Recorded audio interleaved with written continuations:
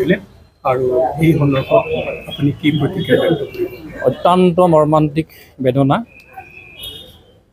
গোটেই অসম বা ভাৰতবৰ্ষ জুৰি পৰিচিত যে অন্ধবিশ্বাস ডাইনীৰ যি অন্ধবিশ্বাসৰ বিৰুদ্ধে যুঁজি সাধাৰণ এখন জনগোষ্ঠীয় ডক্টৰ বিৰুবলা ৰাভা পদ্মশ্ৰী তেখেতে জীৱিত কালত যি মানৱ জাতিৰ কাৰণে যি কুসংস্কাৰ মুক্তৰ বাবে যিটো সংগ্ৰাম কৰিছিল এই সংগ্ৰামৰ জীৱনিকা ঘটিল। মই খুব দুখেৰে কওঁ যে এনে নাৰীৰ মৃত্যুৰ ফলত আমাৰ সমাজৰ ক্ষতি হৈছে, বিশেষকৈ গোৱালপাৰা জিলাবাসীৰ কাৰণে।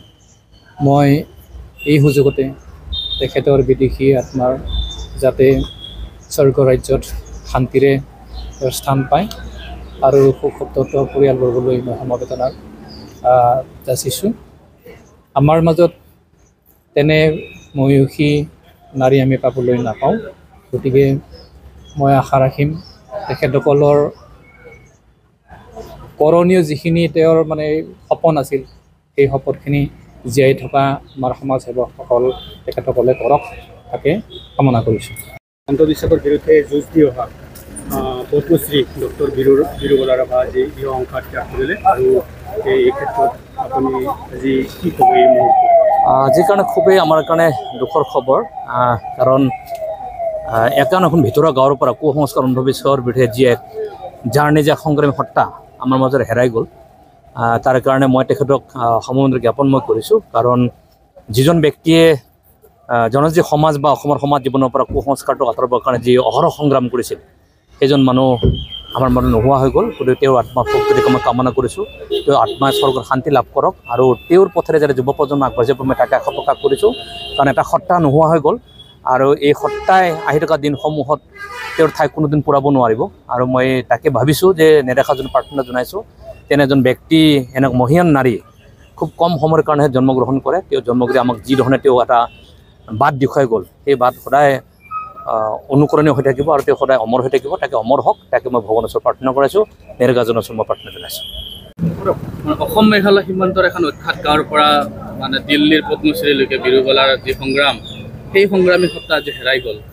এই ৰাভা জাতিটোৰ কাৰণে কেনেধৰণৰ ক্ষতি হ'ব বুলি আপোনালোকে অনুভৱ কৰে আৰু বিৰুবলাক জীয়াই ৰাখিবৰ কাৰণে ৰাভা জাতি কি কৰা উচিত বুলি আপুনি এই সময়ত ভাবিছে? হয়, ডক্টৰ বিৰুবলা ৰাভা পদ্মশ্ৰী পত্ৰেৰে বিভূষিত। আজি তেখেতৰ স্বৰ্গগামী হোৱাত ৰাভা জাতিৰ লগতে সমগ্ৰ অসমৰ বাবে এটা বৃহত্তৰ ক্ষতি।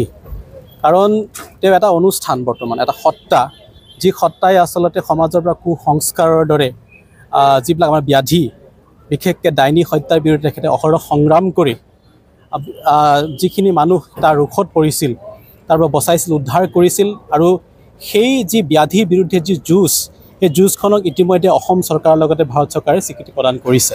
গতিকে তেখেতৰ মৃত্যু যদিও কায়িকভাৱে তেওঁ গুচি গৈছে, তেখেতৰ যিখিনি সত্তা, যিখিনি তেখেতৰ কৰ্মৰাজি সেইখিনি সদায় জীয়াই থাকিব আমাৰ মাজত, সকলোৰে মাজত, আৰু তেখেতৰ কামেই আচলতে তেখেতক জীয়াই ৰাখিব। ৰাভা জাতি হিচাপে আমাৰ নিশ্চয় কৰণীয় থাকিব। তেখেতৰ স্মৃতিত আমি নিশ্চয় তেখেতৰ কাম কাজক চিৰজীৱী কৰাৰ কাৰণে আমি প্ৰচেষ্টা অব্যাহত ৰাখিম। সেইখিনি সময়ত আমি সকলো প্ৰকাশ কৰিম। Thank U.